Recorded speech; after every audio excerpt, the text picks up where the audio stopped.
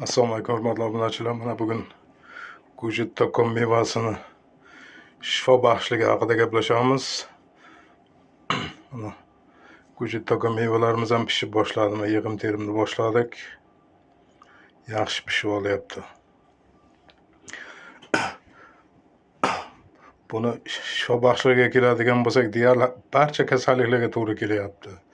U davlina deysizmi, sahar deysizmi, suyak yemilishi, jigarni tozalovchi, jigar sirrozga chalinganlar, tanadagi oq dog'lar, suyak yemilishlarida, buyrak o'tlarni tozalashda, toshlarni tushirishda deyarli ko'p kasalliklar bo'yicha iste'mol qilishyapti klientlarimiz. Effekt yaxshi. Effekt ayrimlarda bilinmayapti, ular chunki bilib bilmay iste'mol qilinyapti. Buni iste'molga boshlagandan обязательно qo'ng'iroq qilib, yana ham bir tushuncha ega bo'lishi kerak odam. U shunchaki iste'mol qilgan bilan balkim aytgan qoidalarga rioya qilyaptimi, qilmayaptimi iste'mol qiluvchilar. O'sha uchun qo'ng'iroq qilib so'rab aniqlashtiringizlar. Ayrim parhezlarga e'tibor qilishga to'g'ri keladi. Men doim aytib boryapman videolarimda, mana oq nondan iloji boricha voz kechish kerak. Oq nonni ziyoni hozir juda ham bir sog'lom inson uchun ham ziyoni juda katta bo'lyapti. Chunki non deganimizga to'g'ri, oldin ota-bobomiz davrida ham non yeganmiz. U nonlarda kepak bo'lardi. Kepak ichaklar uchun juda bir yaxshi narsa-da. Hozirgi vish sort unlarimizda umuman kepak degan narsani yo'q, o'zi yo'q. Bu kraxmal bo'lib qolyapti. Ichga kirdimi, ichni qotiryapti. Ich qotdimi, hazm buzilyapti. Ich qotdimi, boshqa kasalliklar kelib chiqaveradi.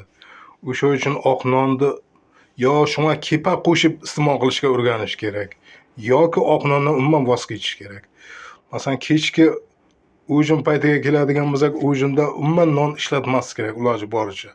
Mana shu iste'mol qiladigan insonlar tuzalaman desa, avvalambor sog'lom odam uchun ham kerak emas. Nonni nihoyatda qisqartirish kerak. Nonni yemagan odam shu turish ham tuzalayapti ko'p kasalliklarda. Doim nonni biqtirib yeyvergan odamlarda ichaklarda buzilish katta bo'lyapti. O'sha uchun e'tiborli bo'lingizlar.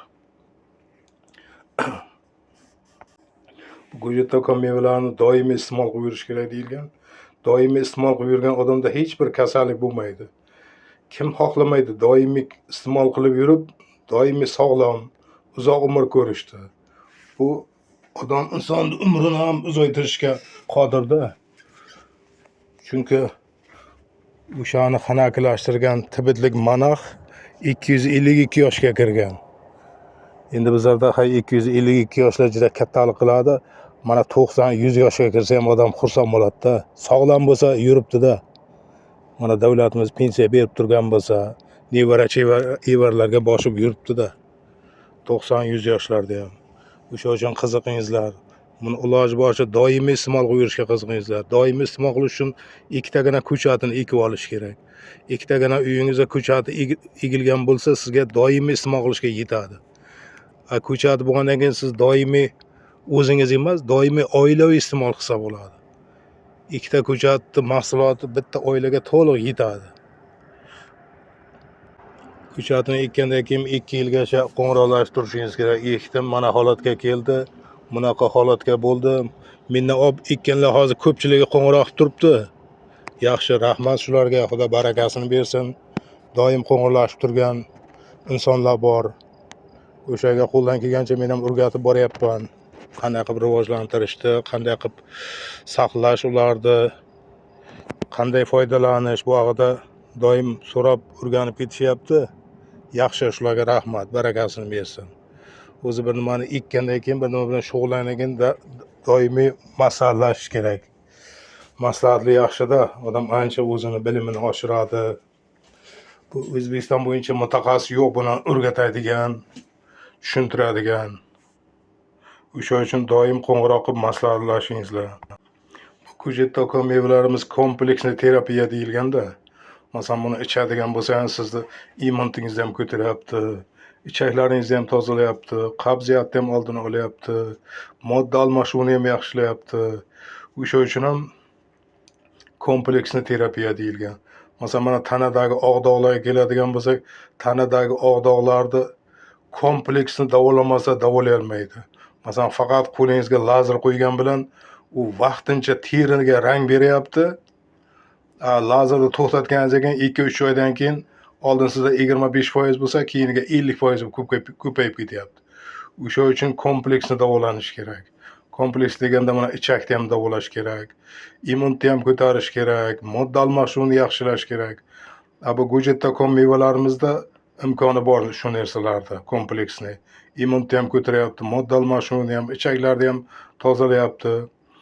Mana shu oq dog'larda o'sha go'jatda orqali tuzaladigan bo'lsangiz, sizda ikkitagina daraxtchasi ekilgan bo'lsa, doimiy iste'mol qilsangiz, sizda qaytalamaydi. Hozir menga ko'p qo'ng'iroqlar bo'lyapti oq dog'lar bo'yicha ham. Mana davolanib keldim, yaxshi edi. Davolash tugatganimdan keyin 1 yil 6 oydan keyin ko'payib ketdi judayam. Nima qilishim kerak degan maqsadda qo'ng'iroqlashyapti. Mana aytgandek, kompleksni davolamaganda bir teriga rang bergan bilan u tuzalib ketdi degani emasda. Avvalambor oq dog'lardan qo'rqmangizlar. Bu shunchaki bir og'riq ham bermaydi. Bu teri nuqsoni deyilganda, lekin to'g'ri odamni stressga tushirib qo'yadi. Mana yon atrofdagilardan odam o'zini olib qochadigan bo'lib qoladi. O'sha uchun stressga tushmangizlar. Mana shu mevadan iste'mol qiladigan insonlarga qaratib aytyapman. Doim iste'mol qilingizlar, doim harakat qilingizlar. Men tuzalaman, tuzalishim kerak. Mana kechagidan ancha yaxshiman. Miya o'zi bosh qotiradi odam tuzatishga. Men tuzalamanmi, yo'qmi, unda odam tuzalmaydi. Doim yaxshi niyat qilingizlar, niyatga yarasha Xudo beraveradi. O'sha uchun qiziqingizlar, tuzalaman deb harakat qilingizlar. Mana qandli diabetni ham iste'mol qilishyapti. Ularda ham yaxshi effekt beradiganlari bor. Endi hammaga birday effekt beradi deb men aytolmayman. Chunki 100 tadan menga 10 tasiga yaxshi effekt bersa ham men uchun yaxshi narsa bu. Chunki har kim ham unday e'tiborli bo'lib qilmaydi, e'tiborli bo'lyapti deb aytolmayman-da. O'sha uchun doim aytaman, qo'ng'iroq qilingizlar, so'rangizlar. Masalan, sahrda effekt beryaptimi, yo'qmi? Effekt bermadi deb tashab qo'ymangizlar. Qo'ng'iroq qilingizlar. Og'ay, sendan olib ichyapman 2 oydan beri, 3 oydan beri sahrga umuman effekt bermayapti-ku. Nima qilishim kerak degan bir maqsadda qo'ng'iroq qilingizlar. Yana ham yo'l yo'riqlarni o'rgataman. Yana ham tuzalishga imkoniyat topiladi. Baribir maslahatli yaxshi-da. U foyda qilmadi deb tashab qo'ymaslik kerak. Mana kelinlarim qo'ng'iroq turibdi, yaxshi deyapti. Sahrga iste'mol qilib yurdim, sahrim ham tushdi. Oyoqlarim doim yaxlab yurardi deydi. Oyoqlarga ham qon aylanishi yaxshi bo'lyapti. Oyoqlarim qiziyapti deydi. Qo'llarim uchigacha qiziyapti deydi. Oldin doim yaxlab yurardim deydi. Shu uchun maslahatlashish kerak. Maslahatlashganda yaxshi-da, odam bir lishini olish uchun ham yaxshi. Bu bizlardagi onlayn bo'lsa, siz mendan mevani olyapsiz, tamom, shu bilan sizni ham tanimayman, sizni ham ko'rmayman. O'sha uchun maslahatlashing, o'sha uchun qo'ng'iroq qilingizlar, so'rangizlar. Maqsadimiz shu kasalliklardan tuzalish, nafaqat buni sotish. Maqsadimiz shu kasallikdan tuzalish, qanday tuzalish? Qanday qilib shu kasallikni yengib o'tish? Doimiy iste'mol qilib yurgan odamda juda ham bir yaxshi effektlar bilinadi-da. Men o'zim masalan doimiy iste'mol qilib yuraman, menda hech bir kasallik bezovta qilmaydi. Shu uchun qiziqingizlar, maslahatlashingizlar, doimiy iste'mol qilishga harakat qilingizlar. Doimiy iste'mol qilish uchun ikkitagina ko'chatini ekib olingizlar. Shunda hammasiga ulgurasiz nasib bo'lsa. Mayli, e'tiborlaringiz uchun rahmat. Sog' bo'lingizlar, doim kasal bo'lmangizlar. Doim bola chaqalar boshiga doimo sog' yuringizlar.